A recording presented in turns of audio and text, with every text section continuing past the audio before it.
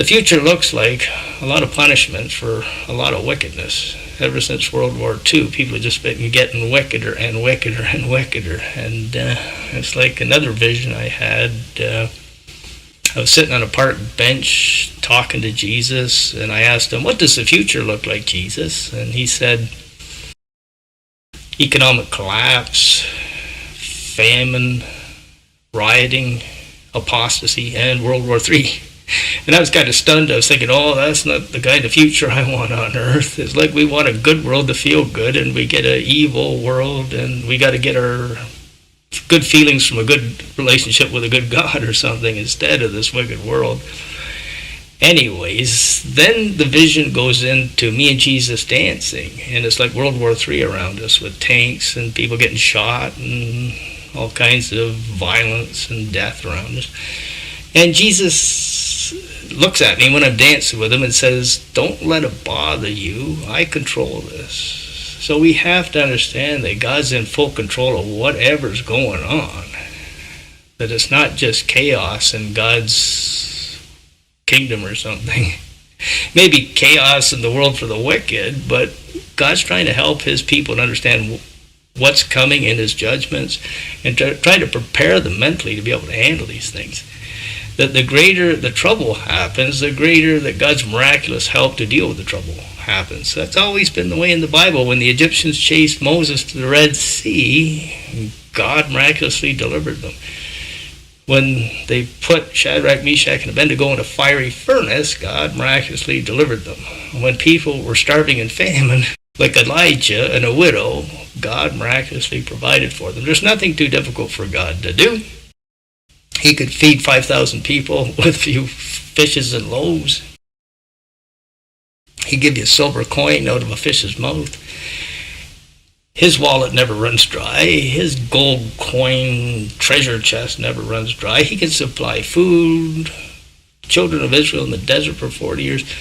So we're going into some hard times. Why? Because people abandon God. People want to be wicked. But there could be a few people getting saved amongst all this judgment coming down on the wicked. When they see the Christians being able to handle it with the miraculous power of God, maybe they'll want to start to get saved too.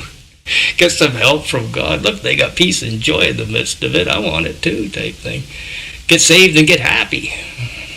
And that's our happiness. Get close to God for happiness. Not living in a good world to feel happy. Having a good relationship with a good God in a wicked world, being punished by God to feel happy. So you can be like a happy Noah dancing on the ark while God punishes the wicked people around you. So we don't have to have this fear of what's happening. The economy has collapsed. There's rioting in the streets. People are going crazy. It's like God's taking his hand of protection off the people and letting the demon enemies attack them. And the demon-filled people attack them. Like Nazi Germany or something, or Babylon or something.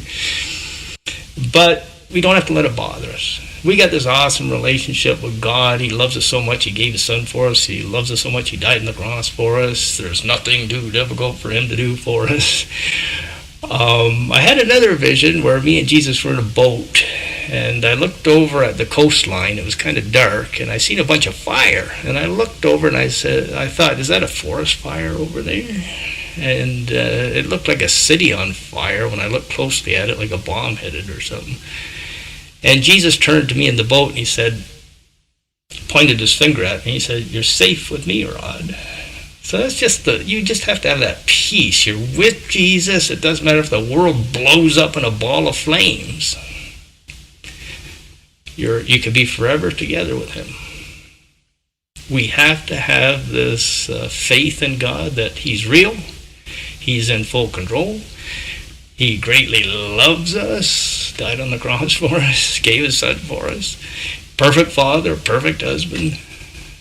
He's got all the money and food and the miraculous power we need. But it doesn't mean he's going to make the world like a heaven-type experience for us. There could be lots of suffering, seeing a lot of sickness, poverty, and death when he's judging the wicked. But you can stand like Shadrach in a fiery furnace and handle it all.